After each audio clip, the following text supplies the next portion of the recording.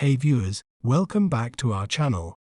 Today, we're delving into a captivating term that holds significance in the world of the automotive industry. It's a Swedish company focused on high-performance electric vehicles. Let's break down this word to better understand its pronunciation. We may pronounce it as Polestar, Polestar, Polestar, Polestar.